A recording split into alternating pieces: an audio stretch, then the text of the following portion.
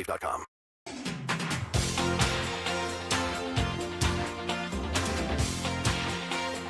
Shelley Winter Show, live, local, topical, and relevant. Man, I got to tell you, I want to talk about a story, but I got to talk about this. I got to talk about this, my friends. I really do. So, throughout my radio career, I've done a lot. I really have. Throughout my life, I've done a lot. I'm one of those people. My grandmother told me when I was a little kid, I was about 5 or 6 years old, and my grandmother had, she's a Jamaican woman, and so she saw things. If you got parents that grandmothers, mostly it's all women. Men don't have this trait. Men don't have this gift. But my grandmother had this gift. She could see things.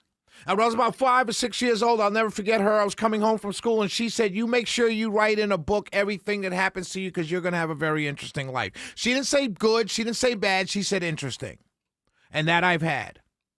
Plenty stories to tell you. But throughout my life, good things happen to me when I'm doing the right thing. Not always done the right thing. Not all good things have always happened to me. It's kind of funny how that works. But I've been able to check a lot of things off on my bucket list, as they say.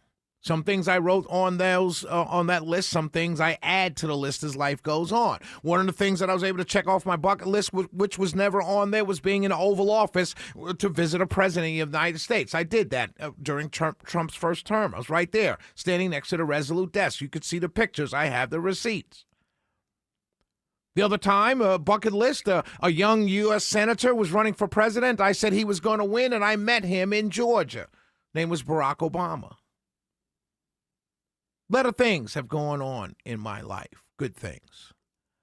Met a lot of people, done a lot of things. But today, I've got to tell you what challenges those two things I just mentioned. What's challenging those two things, you know what it is? I spoke at a college commencement today. Georgia Highlands College president Mike Hobbs, he's a brother of mine. He invited me to be a speaker at their commencement today. 198 graduates, and I got to speak to them. And I basically told them it really was the high point of my life because I've always wanted to do that. I got the gown. I thought I was going to get the puffy hat, but I got the flat hat, but that's okay. Got a gift. But I was able to speak to these young people.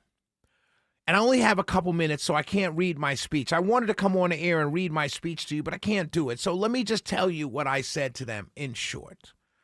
And I'll say it to you, all of you. This is not the end. This is just college graduation. You have to take the next step. Success is not guaranteed to you. But you have to take the next step. Life is going to be tough. It's going to knock you down. Charlie Culberson, the Braves, of the Atlanta Braves, he quoted Rocky about life's going to hit you harder than any man can, but you got to get back up. We all kind of had the same theme. Kevin Corke, who's with Fox News, was one of the speakers. I was in good company today. But I told these kids at the end, and it got a round of applause, so I know it struck home. I said to these young people, not kids, young people, I said to them, the world doesn't need more engineers. The world doesn't need more lawyers. We don't need more data centers, more AI. We don't need more influencers. You know what the world needs more of right now, graduates of Georgia Highland College? We need people who are more compassionate. We need people who have empathy. We need people who care about others. And I told them after saying that, and everybody clapped, I said, I guarantee you, no matter what it is you look to do in life, if you have compassion for others, if you have empathy and you care deeply about your fellow man, trust me when I tell you, you achieve every single dream you can dream, and it'll come true. That was my message to the Georgia Highland College graduates today. What an honor it was to be a commencement speaker. We'll be right back.